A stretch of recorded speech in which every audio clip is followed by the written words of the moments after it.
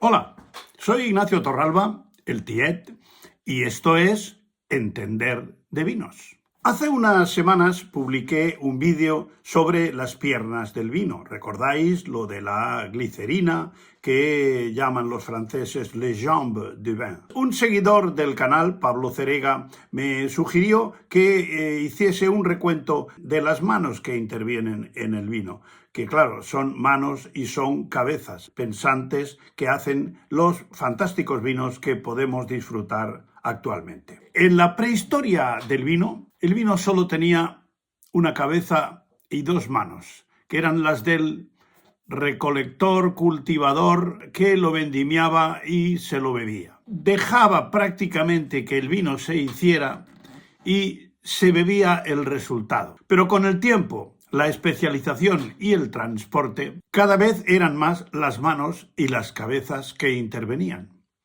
Los primeros vinos, supongo que gran parte de ellos se consumirían como vinagre, hasta que descubrieron que el contacto con el aire era el punto débil. Ya los soldados romanos llevaban en sus cantimploras un vino agriado al que llamaban posca, y que fue lo que le dieron a Jesucristo cuando en la cruz dijo que tenía sed. Ese vino agriado era más sano que las aguas de las charcas y también por su acidez y el alcohol tenía cierto efecto bactericida para curar las heridas. De manera que después del oficio de viticultor nació el de fabricante de envases, aunque las ánforas también se utilizaban para miel, aceite y conservas de pescado, salazones, etc. Las ánforas, por su cuello estrecho, eran fáciles de tapar con un taco de madera, con barro, con cera e incluso destapadas porque el CO2 que desprendían las fermentaciones inacabadas, al pesar más que el aire, formaban una capa que lo aislaba del aire, favoreciendo su conservación.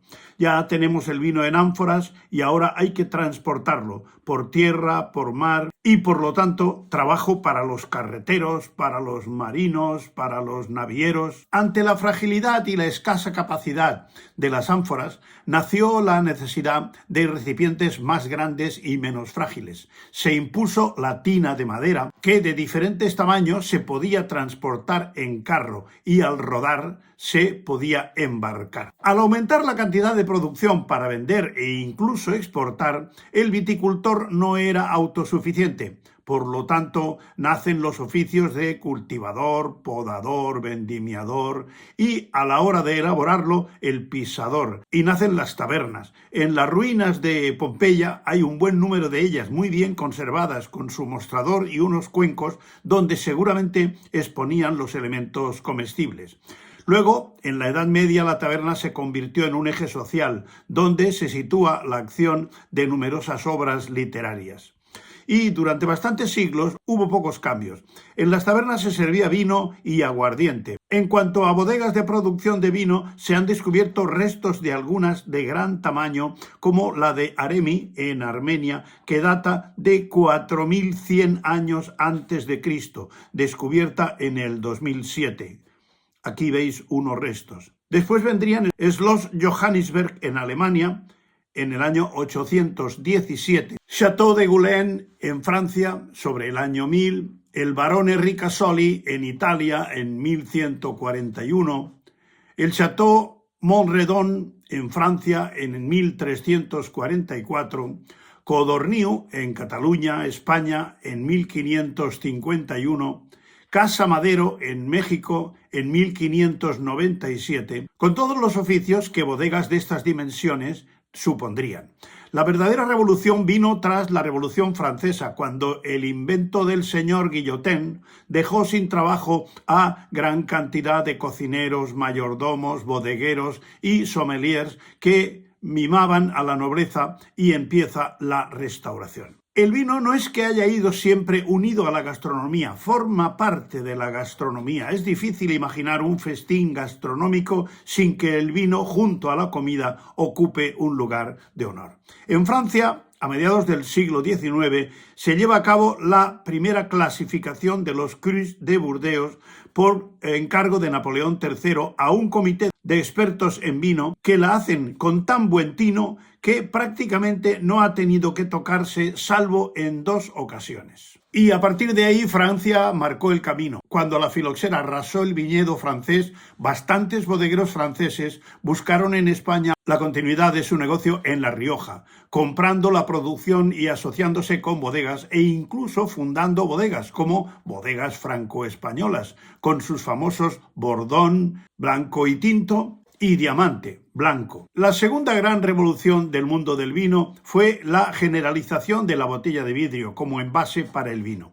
De tiempos muy antiguos se han encontrado botellas de vidrio rudimentarias que por los restos que contienen habían sido de vino, pero fue en el siglo XVIII cuando en Venecia se empieza a dominar el arte del vidrio y nacen los vidrieros, en cuyas botellas inicialmente se grababan con un buril lo que la botella contenía, y por lo tanto también los grabadores, lo que posteriormente se convirtió en la etiqueta del vino, diseñadores, papel, imprenta, adhesivos. La elaboración del vino estaba a cargo de los maestros bodegueros que aprendían el oficio de sus padres o maestros por transmisión oral y con la práctica del trabajo. Entonces existía un escalón laboral que prácticamente ahora está desaparecido, que es el de aprendiz. La carrera y la profesión de enólogo no tiene ni 30 años. Fue en 1996 cuando las universidades de La Rioja y Tarragona instauraron oficialmente la licenciatura en enología. Si los antiguos levantaran la cabeza y vieran la calidad de los vinos actuales, se volverían a morir del susto. Los enólogos han conseguido elevar la calidad del vino a cotas que históricamente no eran ni soñadas. Los grandes vinos de la antigüedad salían casi por casualidad o suerte, cuando una añada era climatológicamente buena y no había demasiados problemas durante la elaboración.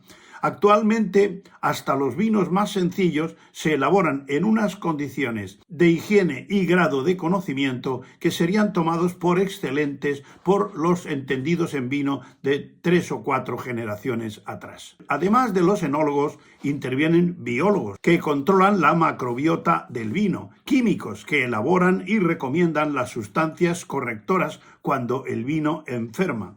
Durante el siglo pasado ha habido una proliferación de consejos reguladores con el personal especializado que velan porque se respeten las normas básicas de elaboración de cada zona. Al popularizarse el consumo del vino y dispararse la demanda, se han creado multitud de trabajos encaminados a dar a conocer y, en definitiva, a vender el vino. Nació el periodista especializado en vinos o simplemente conocedores de vino que han dado lugar a los grandes gurús del vino. Robert Parker, James Suckling, Jancy Robinson, Tim Atkin, José Peñín, etc. Y ya más recientemente nace la figura del sommelier. Es actualmente una carrera de 3 años. Sommelier o sommelier o copero era la persona encargada de servir el vino a su señor, elegirlo, cuidarlo, custodiarlo y probarlo antes para comprobar que no estuviese envenenado. Tenía la llave de la bodega. En la indumentaria ceremonial, el sommelier lleva colgado del cuello el taste-vin y la llave de la bodega. Parece ser que el nombre proviene de sumer, sumere, o sea, sorber o beber. Se dice que en los escritos se empieza a hablar de sommelier a finales del siglo XIX y principios del siglo XX en Londres y en Francia. Por los años 80, en Madrid sonaba el nombre de Custodio López Zamarra en el restaurante Zalacaín y en Barcelona Antonio Vilella en el restaurante Reno. Fueron los precursores. Hay más nombres, pero no pretendo ser exhaustivo. Mi amigo Pitu Roca dice que el sommelier es un camarero de vinos. En la actualidad se producen en el mundo unos 260 millones de hectolitros, o sea, aproximadamente 34.000 millones de botellas al año. Y claro, para esa cantidad de botellas, pues hace falta una legión de personas que ponen a disposición del vino sus manos, su cerebro, su buen hacer, sus cuidados, sus desvelos, etc.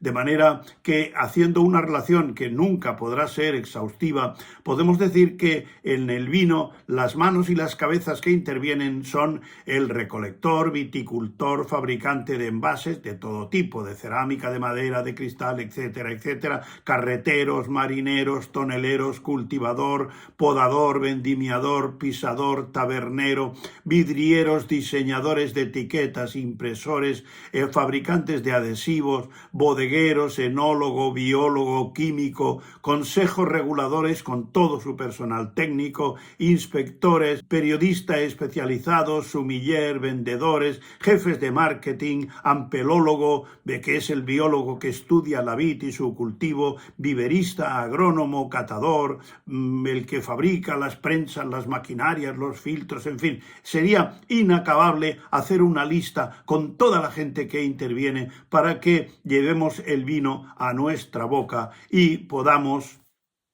entender de vinos. Hasta otra.